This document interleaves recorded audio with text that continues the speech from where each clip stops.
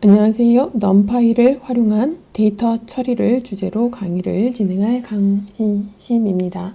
반갑습니다. 넘파이를 사용하는 목적은 데이터를 관리하기 위한 목적입니다. 그래서 넘파이를 어떻게 쓰는지 기본적인 내용들을 살펴보도록 하겠습니다. 먼저 목차입니다. 넘파이를 활용한 기본적인 내용들, 데이터 과학에서부터 이 넘파이를 활용하기 위한 데이터 과학과 그리고 넘파이 구조가 어떻게 되어 있는지 설명을 하고, 그리고 넘파이의 기본 연산 및 함수에 대한 내용들을 먼저 설명하도록 하겠습니다. 그리고 두 번째로 넘파이를 활용한 실습들을 조금 응용 실습으로까지 펼쳐서 마지막 학생 성적 분석과 매출 이상값을 탐지하는 내용으로 설명드리도록 하겠습니다. 먼저 데이터 과학과 파이썬의 이 넘파이를 사용하기 때문에 넘파이가 어떻게 활용되는지 살펴보려면 먼저 데이터 과학과 파이썬에 대한 이야기를 전개를 해야겠죠. 과학은 방대한 데이터를 수집 분석해서 의의 있는 정보를 추출하는 융합 항목이 데이터 과학입니다. 통계나 수학, 머신러닝, AI 등의 기술을 활용해 과거 현상을 분석하고 원인 규명, 미래 예측과 의사결정을 지원합니다.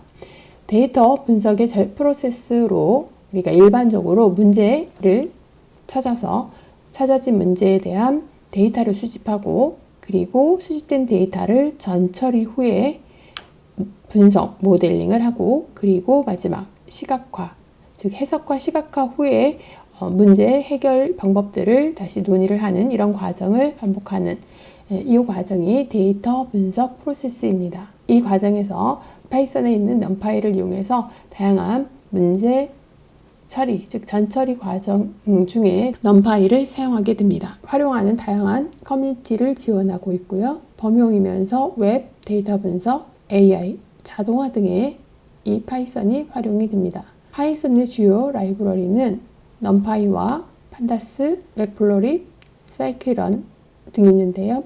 데이터 분석을 위해서는 기본적으로 넘파이가 가장 기초가 되는 라이브러리라고 보시면 되겠습니다. 다음으로 넘파이에 대해서 설명드리도록 하겠습니다. 뉴메리컬 파이썬의 줄임말로 파이썬과 과학적 계산과 데이터 분석을 위한 핵심 라이브러리입니다. 2005년 트래비스 올리펀트가 기존의 뉴메릭과 넘어레이 패키지를 확장해서 개발했습니다. 이 넘파이의 핵심 특징은 크게 세 가지입니다. 먼저 첫 번째, ND어레이라고 하는 다차원 배열 개체입니다.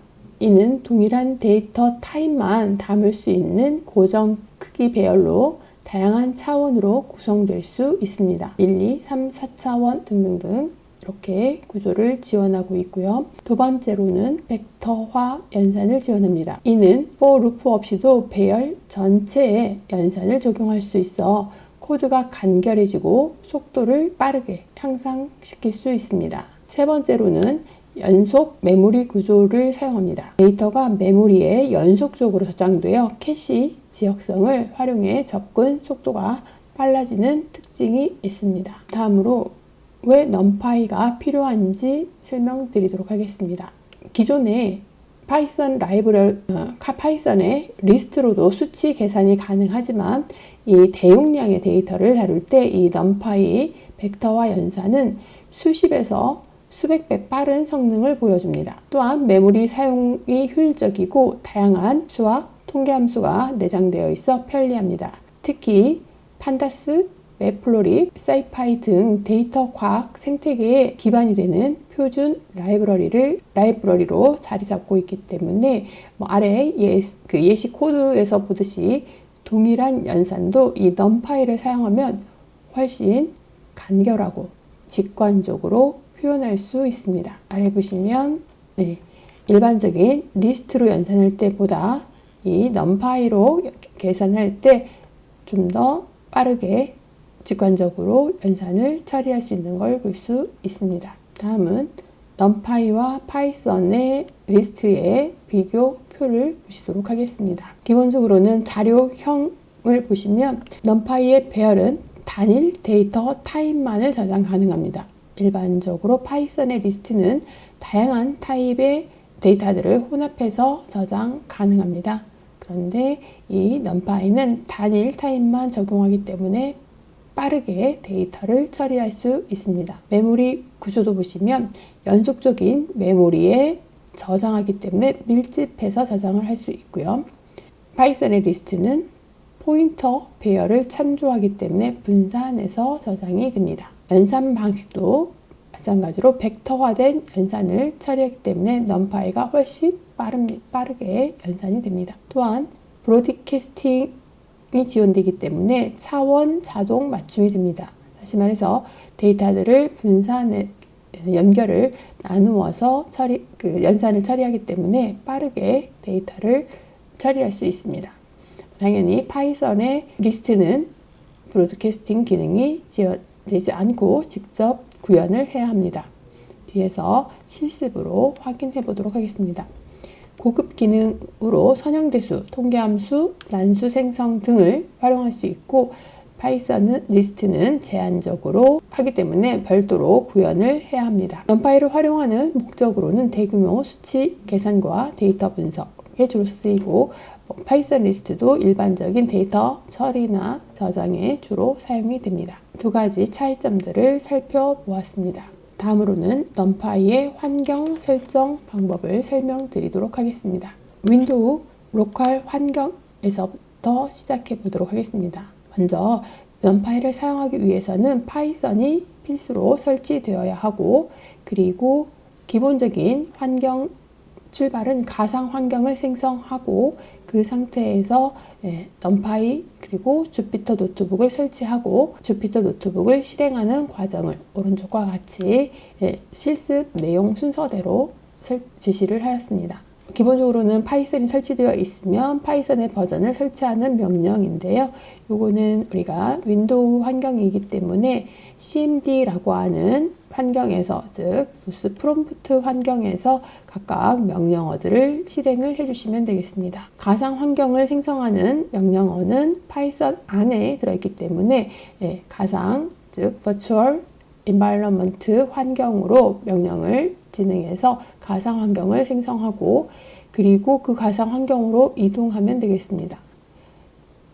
우리가 cd라는 명령어가 change directory라고 해서 보통은 루트로 이동해서 루트에서부터 my environment 그리고 scripts라고 하는 폴더로 이동한 후에 가상 환경을 호출하는 activate라고 하는 명령을 통해서 가상 환경을 호출하시면 됩니다. 그러면 가상 환경으로 호출된 프롬프트에서 이제 numpy를 설치하고 그리고 마찬가지로 노트북을 설치하시면 됩니다. 설치가 완료된 후에 주피터 노트북을 실행하시면 됩니다. 이 과정을 통해서 가상 환경 안에서 우리 컴퓨터 즉 윈도우 환경에서도 이 주피터 노트북은 웹페이지 환경에서 실행하는 화면이기 때문에 웹페이지를 구동시키고 사용하실 수 있습니다.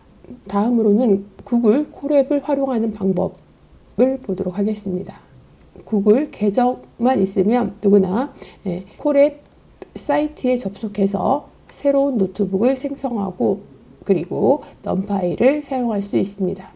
특히 이 구글 콜앱은 numpy가 미리 설치되어 있기 때문에 임포트만 해서 사용할 수 있습니다.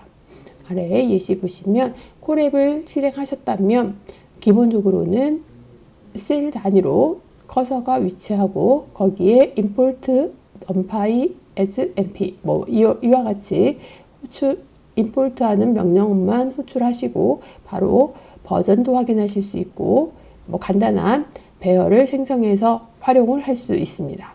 다음은 배열 생성에 대한 기본 명령어들을 살펴보도록 하겠습니다. 이제 두 가지 방법 중에 어떤 거든 여러분들이 numpy를 쓸 수 있는 파이썬 환경이 구축되었다면 우리가 다양하게 명령어들을 활용해서 파이썬 내부에 있는 이 파이썬 내부에서 numpy를 활용하시면 되겠습니다. 기본 배열을 생성하는 다양한 메뉴들이 있습니다. 여기에 np라고 하는 건 이렇게 import numpy as np로 앞으로 numpy를 as로 사용하겠습니다 라고 명령을 import와 동시에 변경을 했습니다. 그래서 이 변경된 numpy 명령이 NP입니다. NP라고 하는 객체를 생성했기 때문에 그 안에 array라고 하는 함수, 즉 파이썬은 모든 함수들이 괄호를 동반하기 때문에 이렇게 리스트로 호출해서 사용할 수 있습니다. 즉 배열을 생성하는 명령이 np array, 그리고 np zero스는 0으로 채워진 배열을 생성할 수 있습니다. np ones는 1로 채워진 배열을 생성할 수 있고요. np arrange는 범위를 지정해서 배열을 생성할 수 있습니다. 이러한 배열 생성 명령어들이 numpy 안에 들어 있습니다. 고급 배열도 생성할 수 있는데요. 라인 스페이스라고 하면 균등 간격으로 배열을 생성할 수 있고, 랜덤한 그런 난수를 만들 수 있는 배열을 만들 수 있고, 또한 i라고 하는 단위 행렬도 만들 수 있고, 그리고 np full이라고 해서 지정 값으로 채워지는 특정한 요 안에다 사용하는 지정 값들을 활용해서 배열을 만들 수 있습니다. 우측에 코드 예시들을 보도록 하겠습니다. 간단하게 10, 20, 30, 40, 50이라고 하는 숫자들을 배정한 리스트 형태의 배열을 선정했습니다. 그리고 그들을 확인해 보고, 그리고 제로로 만들어지는 2 곱하기 3, 즉 2행 3열의 데이터를 아래와 같이 행이 2개, 열이 3개인 2 곱하기 3의 제로로 만들어진 그런 어레이를 만들었고요. 어레이 3은 np once, 즉 2 곱하기 2의 1인 배열을 아래와 같이 만들었습니다. 그 외 순차적인 배열을 생성하는 방법으로는 1에서 6까지, 즉 1에서 6보다 작을 동안이네요. 그래서 arrange라는 배열을 우리가 기본 배열의 range라고 있습니다. range라고 하는 것도 기본 배열에서 명령을 쓸 수 있지만 arrange는 좀 더 다양하게 활용할 수 있는 명령입니다. 그래서 1에서부터 6보다 작을 동안 5까지 5개의 리스트로 배열을 생성합니다. 마찬가지로 np line space라고 해서 0에서부터 1까지 5개를 생성해라. 여기 리니어 스페이스네요. 그래서 0부터 1까지 5개이기 때문에 0부터 1까지 그 사이 값에 있는 3개의 배정에서 총 5개의 데이터를 공간에 배정하는 이러한 명령으로 데이터를 생성합니다. 자, 그래서 이렇게 배열 구조들을 생성하는 이러한 명령어들을 확인해 볼 수 있습니다. 직접 실습을 하시면서 따라 해보시면 구조를 이해할 수 있습니다. 다음으로는 이렇게 생성된 배열들을 직접 접근하는 다양한 방법들로 인덱싱과 슬라이싱이 있습니다. 인덱싱이라고 하면 이 각각의 배열의 구조에 있는 접근할 수 있는 위치값, 다시 말해서 인덱스라고 불리는 것들을 통해서 데이터를 자르거나 또는 그들을 분해해서 데이터에 분석을 할 수 있는 명령어들이 바로 인덱싱과 슬라이싱입니다. 인덱싱은 배열의 특정 요소에 접근합니다. 항상 0부터 시작합니다. 오른쪽에 있는 코드에 보시면 10이라는 데이터가 0번 인덱스다 라고 보시면 되겠습니다. 두 번째 슬라이싱은 배열의 부분 집합을 추출합니다. 구조는 대괄호로 표시하고 시작값부터 콜론 끝값, 즉 끝값까지, 보통은 이 슬라이싱도 이 끝값보다 작을 동안 랭지 함수 어랭지나 랭지와 동일하게 끝값보다 작을 동안이라고 보시면 되겠습니다. 분수 인덱싱도 가능해서 뒤에서부터 접근을 합니다. 즉 마이너스 1은 마지막 요소이고 마이너스 2는 뒤에서부터 두 번째 요소, 이렇게 우리가 일반적인 인덱싱은 0부터 출발해서 표현하지만 뒤에서 마이너스 1, 마이너스 2, 마이너스 3, 마이너스 4, 마이너스 5의 오른쪽부터 출발하는 인덱싱도 가능한 구조입니다. 또한 2차원 배열도 접근이 가능하기 때문에 아래와 같이 행, 열 형식으로 접근해서 행과 열의 수를 이용해서 접근하는 방법도 있습니다. 원하는 어떤 배열 전체를 행, 열로 이렇게 컴마를 이용해서 행, 열을 리스트 형태로 접근할 수 있습니다. 이때 콜론은 전체, 끝까지라는 모든 행은 i행, 그리고 열은 전체, 행이 전체, 그리고 j, 열을 전체적으로 보시면 행은 0에서부터 끝까지, j, 열, 그래서 열 전체, 행 전체를 내가 접근할 때 이렇게 2차원 접근도 가능합니다. 오른쪽 예제를 보시면 동일하게 numpy array에 10부터 50까지 넣어놓고 각각 인덱스를 하나씩 이렇게 프린트해서 확인할 수 있습니다. 0번 인덱스 10을 조회하는 명령이고요. 마찬가지로 3이면 0, 1, 2, 3이라고 해서 40, 그리고 1:4라고 하면 1부터 3까지 0, 1, 2, 3까지 해서 3개가 조회되는 이러한 구조입니다. 2차원 배열도 마찬가지로 3행, 3열에 대한 인덱스네요. 그래서 가로가 2차원이면 2개로, 1차원은 하나로 되어 있었죠. 2차원은 2개로 되어 있어서 1행, 2행, 3행으로 접근할 수 있습니다. 이때 각각 첫 행의 세 번째, 즉 첫 행 0번 행이고요. 그리고 이 열은 0, 1, 2가 되어서 세 번째 열이라고 보시면 되겠습니다. 그래서 이 데이터들을 이 0행의 세 번째, 그럼 3이 이렇게 조회가 되겠네요. 그래서 아래에 보시면 그 데이터 내용들을 확인할 수 있네요. 마찬가지로 0에서부터 2까지. 자, 0에서부터 2까지라고 하면 2보다 작을 동안이니까 0과 1이 되고요. 행은 0에서 1까지, 열은 1부터 끝까지. 그래서 밑에 보시면 0에서부터 1까지니까 행은 0, 1까지, 지금 두 개 0, 1까지를 말하는 것 같습니다.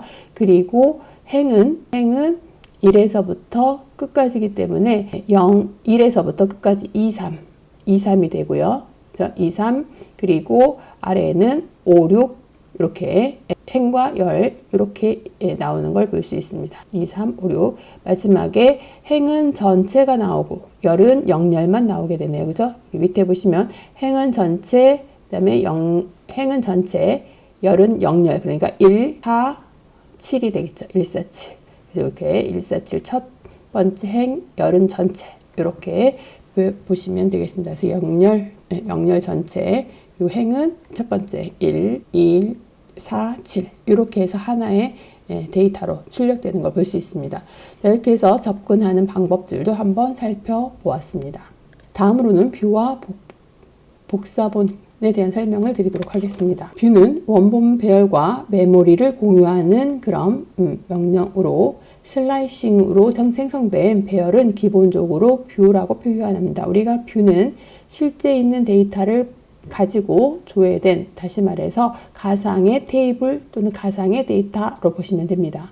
변경사항이 원래 영향을 주는 형태를 뷰라고 합니다. 즉 계속 메모리를 참조하고 있는 형태를 뷰로 보시면 됩니다. 다시 아래를 보시면 A는 MP array 1, 2, 3, 4가 배정이 되어 있습니다. 이때 B는 A의 1:3으로 해서 1에서부터 3보다 작을 동안, 다시 말해서 2, 3이 배정이 되어 있습니다. 그런데 그 B0에다 20을 넣었습니다. B0에 20을 넣었다는 것은 B라고 하는 첫 번째인 요 두 번째 자리죠. 여기에 20을 넣었다는 이야기가 되고, 실제 A를 프린트해 보면 그 자리에 20이 수정되어 있는 걸 볼 수 있습니다. 즉 B라는 이 변수에 들어간 A의 1,3보다 작을 동안의 이 데이터는 실제 데이터 위치를 같이 참조하고 있기 때문에 B가 변경되어도 A가 같이 변경되는 이러한 구조가 뷰라고 보시면 돼요. 메모리를 같이 공유하고 있는 그런 형태를 뷰라고 하고, 두 번째 있는 카피는 독립적인 새로운 메모리 공간을 할당하는 걸 볼 수 있습니다. P라고 하는 명령어를 통해서 메서드죠. 카피, 즉 개체 이름점 메서드로 쓰이는 카피 메서드를 통해서 변경사항의 복제분이 생성이 됩니다. 즉 다른 메모리를 활동하기 때문에 동일하게 A의 1에서 4까지를 배정하고, 그리고 B의 A의 1:3, 즉 1에서부터 2까지를 카피 형태로 복사를 하면 메모리가 분리됩니다. 그래서 B0에 20을 넣다 하더라도 A는 변경되지 않는 구조가 복사라고 보시면 되겠습니다. 다음은 배열 간의 연산을 보도록 하겠습니다. 실제 넘파이는 배열 간의 연산을 지원합니다. 덧셈, 뺄셈, 곱셈, 나눗셈이 모두 가능하고 동일한 크기의 배열 간 연산이 수용된다라고 보시면 되겠습니다. 두 번째, 스칼라 브로드캐스팅이 가능합니다. 다시 말해서 배열과 스칼라 값, 즉 하나의 배열은 여러 개, 스칼라는 단일 값인데 이들 간에도 연산이 가능한 특징이 브로드캐스팅입니다. 스칼라 값이 배열의 크기에 맞게 확장되고요. 동일한 연산을 각 요소에 개별적으로 적용합니다. 오른쪽 예제를 보시면 위에는 간단한 배열 간 덧셈, 곱셈의 예제입니다. 주어진 데이터를 서로 더하면 합한 결과들이 각각의 인덱스 자리에 더해지는 걸 볼 수 있고요. 곱하기 마찬가지로 각각의 곱해진 결과가 인덱스 값에 들어갑니다. 두 번째 브로드캐스팅의 예제를 보시면 각각 주어진 어레이 값이 어레이 플러스 5라고 하면 각각의 어레이 모든 인수들, 다시 말해서 인덱스를 갖는 각각의 데이터에 모두 5를 더한 결과를 볼 수 있습니다. 곱하기도 동일하게 모든 요소에 2를 곱하는 이러한 형태로 데이터가 처리됩니다. 이걸 우리가 브로드캐스팅, 즉 하나 스칼라 값이 각각의 배열에 분산해서 덧셈, 분산해서 곱셈이 되는 걸 볼 수 있습니다. 즉 브로드캐스팅의 규칙과 차원의 호환성이라고 설명되어 있는데 실제 2 곱하기 3 이행 3열의 데이터 2차원 배열에도 마찬가지로 스칼라 값을 곱하는 결과를 더하는 결과 또는 곱하는 결과를 쉽게 생성한다라고 보시면 되겠습니다. 아래에도 그러한 예제를 볼 수 있습니다. 다음으로는 주요 함수들을 보도록 하겠습니다. numpy에는 통계를 낼 수 있는 다양한 함수들이 있는데요. 합계나 평균, 표준 편차, 최대값, 최소값, 그 외에 각각의 최대값 인덱스나 최소값 인덱스를 조회할 수 있는 명령어들이 있습니다. 형태 변환 함수로는 손에 있는 데이터를 전치 행렬, 행과 열을 변경하는 그런 전치 행렬을 바로 구할 수 있고요. 다음으로는 구조를 2차원의 배열이었는데 1차원으로 리쉐입이라 해서 구조를 바꾸거나 또는 1차원으로 아예 변환하는 플래튼이라는 그런 메서드도 있습니다. 이런 것들이 형태를 쉽게 변환할 수 있어서 데이터 구조를 다양하게 빠른 속도로 변환할 수 있습니다. 선형대수 함수들도 존재해서 기본적으로는 행렬식을 구하거나 역행렬을 구하거나 그리고 행렬 곱을 구하는 이러한 다양한 명령어들을 가지고 있습니다. 즉 리니어, 순차적으로 되어 있는 그냥 리니어 함수들이 바로 이 선형대수 함수라고 보시면 되겠습니다. 직접 명령어들을 입력하시면서 우리가 실제 구하지 않아도 빠르게 행렬식의 값들을 구해준다라고 보시면 되겠습니다. 수학 함수들도 가지고 있어서 빠르게 제곱근, 지수, 로그, 사인 함수 등을 계산할 수 있습니다. 다음으로는 실무 활용 예제들을 보도록 하겠습니다. 일반적으로 데이터 정제 과정에서 주로 결측값들이 실생활에서 발생할 수 있는데 그런 것들을 해결하는 방법들을 제시합니다. 실제 데이터의 결측치인 not a number라고 하는, 즉 넘버가 아니기 때문에 문제를 해결할 수 없는 그런 데이터들이 실생활에서는 많이 발생할 수 있습니다. 그래서 그런 것들을 어떻게 처리하면 되는지에 대한 문제들이라고 보시면 되겠습니다. 이 numpy는 결측치를 효과적으로 처리하는 기능을 제공합니다. 즉 각각의 결측치를 확인하는 방법, is nan에서 nan이 있는지 결과값은 true거나 false로 나오겠죠. 마찬가지로 결측값을 제외하는 다양한 함수들을 가지고 있고 그리고 결측값을 대체하기 위한 함수, 다음으로는 필터링을 통해서 불리언 마스킹을 하는 이런 함수들을 가지고 있습니다. 함수의 예제들을 다음과 같이 즉 결측치를 확인하거나 또는 평균을 계산하거나 nan을 제외한 평균, 더 정확하겠죠. 얘가 들어가면 데이터 값이 좀 더 평균 값이 낮게 나오는데 이걸 제외하고 평균을 구하면 정확한 평균을 구할 수 있습니다. 그 외에 결측값을 대체해서 다른 데이터들로 변경하는 방법도 있고요. 그리고 조건부 필터를 이용해서 필요한 데이터들을 뽑아내는 이런 작업들도 하실 수 있습니다.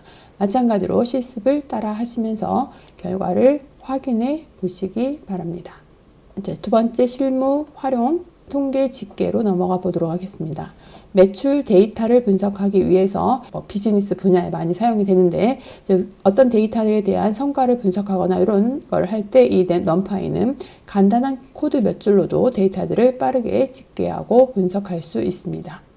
기간별 매출 합계라든지 평균 매출액을 계산하거나 최고, 최저, 그리고 매출 분석 이런 작업들이 앞에 몇 가지 함수로 빠르게 처리할 수 있고 그런 값들을 차트로 매플로립을 이용해서 바로 나타낼 수 있습니다. 그러한 데이터 매출 분석의 코드 부분입니다. 그래서 기본적으로 데이터들이 주어져 있다면 통계 집계를 sum, 그 다음에 min, 그 다음에 max, min 등등등 여러 가지 함수를 통해서 결과치를 빠르게 아래와 같이 출력할 수 있습니다. 다음 예제는 성적 데이터를 분석하는 예시인데요. 마찬가지로 2차원의 구조로 되어 있는 여러 명의 학생의 여러 과목을 테이블 구조로 생성한 다음에 그들에 대한 간단한 평균이라든지 즉 학생별 평균, 과목별 평균 이런 것들을 쉽게 계산할 수 있습니다. 다음으로는 미니 프로젝트 첫 번째 성적 분석 프로젝트입니다. 학생들의 성적을 입력하고 그 입력된 성적을 통해서 점수를 계산하고 평균 점수, 학생별 평균, 과목별 평균, 그리고 최대, 최저, 그리고 낙제 학생을 찾기 이런 것들을 처리할 수 있어요. 조건을 만족하는 조건을 학생들의 평균값을 가지고 60보다 적은지 그러면 그 데이터들을 판독해서 낙제 점수라든지 이런 것들을 구할 수 있습니다. 그래서 이런 프로젝트 예제를 여러분들이 직접 코딩하시고 간단하게 처리할 수 있는 예제로 실습을 해보시면 좋겠습니다.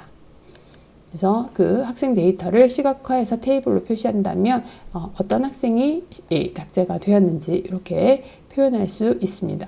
즉 3명의 학생의 평균 점수라든지 학생 4명의 평균 점수 그리고 이때 가장 높은 그런 점수라든지 평균 점수 가장 높은 사람이라든지 또는 그들 중에서 낙제 점수들을 쉽게 찾아낼 수 있습니다. 다음은 매출 이상값 탐지 프로젝트입니다. 월별 매출 데이터들을 가지고 평균 대비 2배 이상 급증한 이상값을 자동으로 탐지하는 그런 알고리즘이라고 보시면 되겠습니다. 12개월의 데이터들을 가지고 평균을 찾고 그 평균보다 굉장히 큰 값, 즉 2배 이상, 중간값을 2배 이상 되는 조건을 만족하는 그런 데이터들을 찾아서 그 데이터의 인덱스 값을 0번부터 출발하기 때문에 인덱스 값을 플러스 1을 하면 몇 번째 값이 특이값인지를 찾아내면 됩니다. 그거에 대한 출력을 하는 그런 코드라고 보시면 되겠습니다. 이러한 코드를 통해서 평균 매출과 이상값이 발생한 월을 출력하는 이러한 형태를 빠르게 구할 수 있습니다. 내용을 이용해서 우리는 시각화, 결과 시각화를 했더니 4월이 가장 특이한 그런 월이라고 이상값을 탐지할 수 있고 4월의 매출 평균이 318로 평균 대비 2.8배 급증한 그런 결과를 탐색할 수 있습니다. 추가 분석이 필요한데요. 프로모션 효과라든지 일시적인 이벤트인지 데이터 오류인지 이런 것들을 분석해서 이 분석 이상치를 다음에 해결할 수 있도록 또는 이것들이 어떤 특징을 가지고 있는지 우리가 고려할 수 있습니다. 즉 계절성을 고려하거나 표준 편차 기반 탐지로 발전할 수 있는 이런 가능성들을 보일 수 있습니다. 마지막으로 넘파이의 장점들을 정리해 보았습니다. 벡터화 연산, 풍부한 API, 메모리 효율성, 호환성 등으로 이 실제 사용하는 이 넘파이가 이 넘파이 하나로 끝나지 않고 이 판다스나 매플로립, 사이클런과 같은 이런 완벽한 통합 기능이 있기 때문에 넘파이를 기초로 잘 배워 놓으시면 다른 모듈들과 같이 호환해서 데이터 과학 파이프라인 기초 요소로 이 넘파이를 활용하시면 좋겠습니다. 뿐만 아니라 C, C++, 포트란 코드와 연동도 가능한 그런 기능을 가지고 있습니다. 넘파이에 대한 다양한 특징들은 우리가 기본적으로 활용을 하는데 꼭 필요한 구조라고 보시면 되겠고요. 마지막으로 이 넘파이에 대한 오늘 수업한 내용들을 마무리하도록 하겠습니다. 기본적으로는 여러분이 넘파이를 이해를 하시면 되고요. 넘파이를 만드는 방법, 인덱싱하는 방법들을 한번 살펴보았습니다. 마지막 연산 집계와 실무 적용 예제들을 통해서 우리가 넘파이의 중요한 특징 그리고 필요성들을 살펴보았습니다. 오늘 내용들을 확인해 보시고 다음 단계 판다스나 매프로립 그리고 사이클런까지 즉 머신러닝, 딥러닝 분야까지도 여러분들이 확장해 나가시기 바랍니다. 오늘 강의는 여기까지 마치도록 하겠습니다. 수고하셨습니다.